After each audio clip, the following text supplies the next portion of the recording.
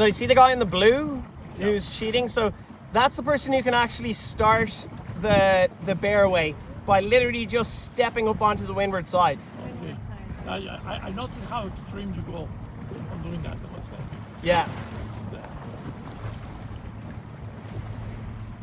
Is that getting into the roll drive?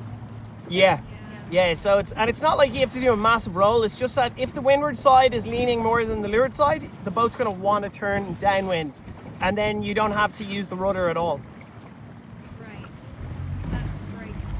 Yeah, and especially in these boats, the rudder's huge in these things. So I would say the challenge on that jibe there was the trimmer didn't ease the kite out enough and didn't bring it around as they went through the jibe. So that's where the kite just got stuck on the other side. So hopefully on this one, they're going to go for another one.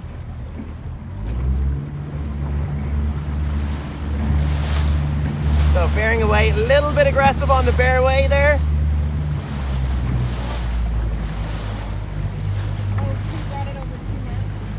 So what I think happened there was the skipper on the helm bore away too hard. He was, they were like impatient of like, I want to see the boat bearing away. And when that happens and you change the direction of the boat so aggressively, the kite's not going to keep up with that, and that's why the kite just fell in there. Where if we got the skipper to count, let's say a 7-second bear away, like that kite will flow and the boat will jibe. And it's not about getting the jibe done and over with, it's about doing it with the kite flying and keeping that momentum. So he killed the momentum of that tiller on that one. He's gonna go again, hopefully. So if I wanted to jibe from here now, I'd be like ready for the jibe, I'd be bearing away, and before there's any real movement, it'd be like 4 seconds. So it's like bear away, bear away. He's a little bit quick on the main there as well. Yeah, definitely better, and he was slower on the helm on that one with the bear away. He was much slower bearing away.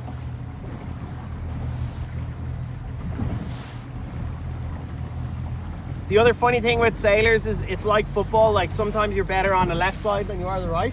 Yeah. So he might be a starboard to port jiber and not so good on port to starboard. It's a thing. Oh, no, I agree. I completely agree. Yeah. I'm way better starboard to port.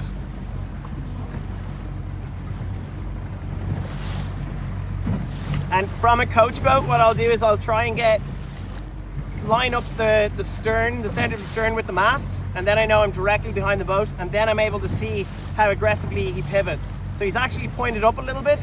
Now he's bearing away. Now he's about 20 degrees.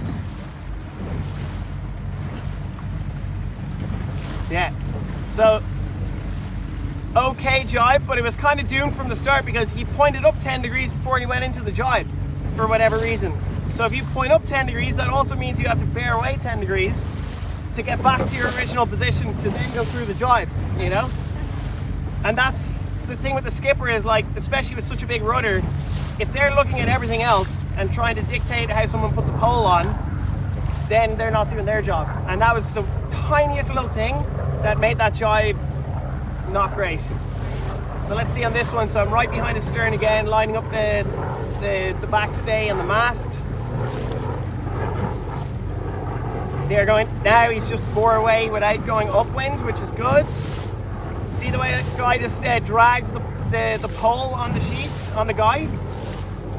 We don't want that. So what happened there is the kite moved around, but he didn't have the pole off the guy. Exactly. And he was prioritizing pulling the pole across when he should have got the pole off the guy and then brought the pole across. So if you're up bow and you're on the pole, the biggest priority for you is not to mess with that kite.